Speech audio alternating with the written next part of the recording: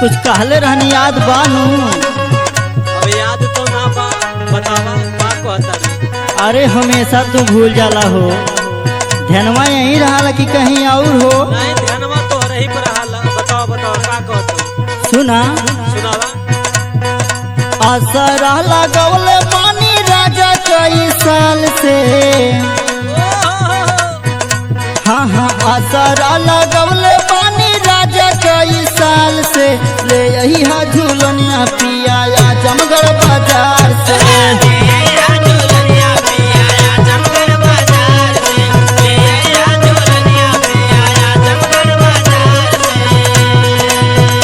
अरे आजमगढ़ बाजार से हो, आजमगढ़ बाजार से। ले यही हा झूलनिया पिया आजमगढ़ बाजार से।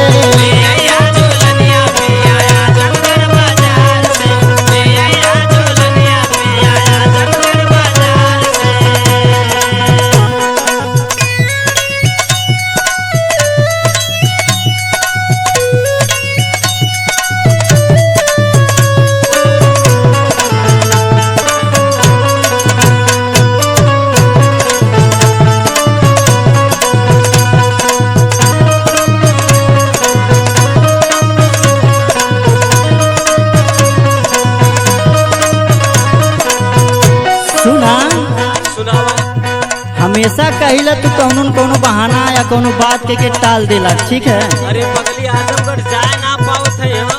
सुना ओठवा के लाली राजा लइहा चटकदार हो।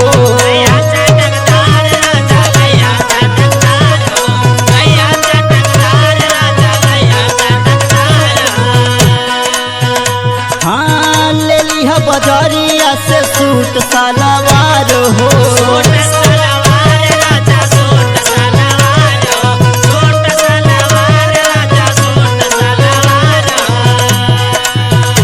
तोहरे तो कुछ ना याद रहा। अरे जितना दूसरे पे ध्यान देला उतना हम पे ध्यान देता तो काहे ऐसा दिन न देखे पड़त। अरे ऐसा कोनो बात ना, बोल बोल। सुना सुनाओ। हाँ ओठवा के लाली राजा लिहा चटकदार हो।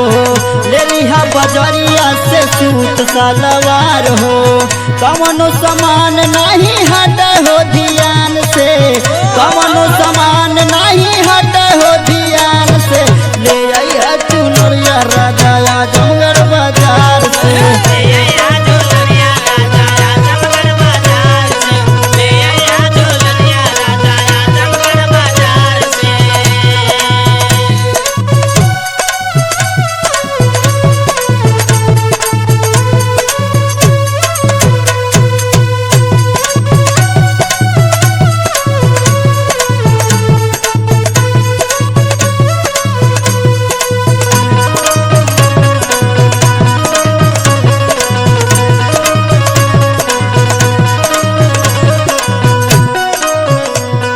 सुना सुनाओ सुनाओ। अब तोहार कोनो बहाना ना चली, हमें चाही तो चाही। अब ये देले रही टेलर के सूट सलवार सियावे खातिर की। नहीं सूट सलवार से ना काम चली। अच्छा बताओ बताओ। सुना का ले लिया। सुनाओ। हाँ कमर कर धनिया चाही पायल घुघुरदार हो।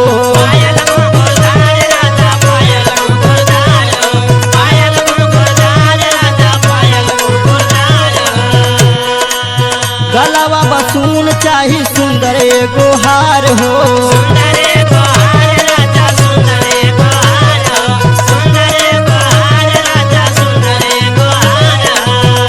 हाँ कमर कर धनिया चाही पायल घुघुरदार हो। गलावा बसून चाही सुंदर एगो हार हो। हाँ हरवा गढ़ैया एगो सोनरा के दुकान से। हरवा गढ़ैया एगो सोनरा के दुकान से। ले आइया झूलनिया पिया बसाही बाजार से।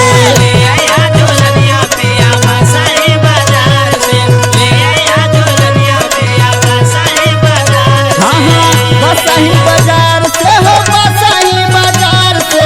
ले आइया झूलनिया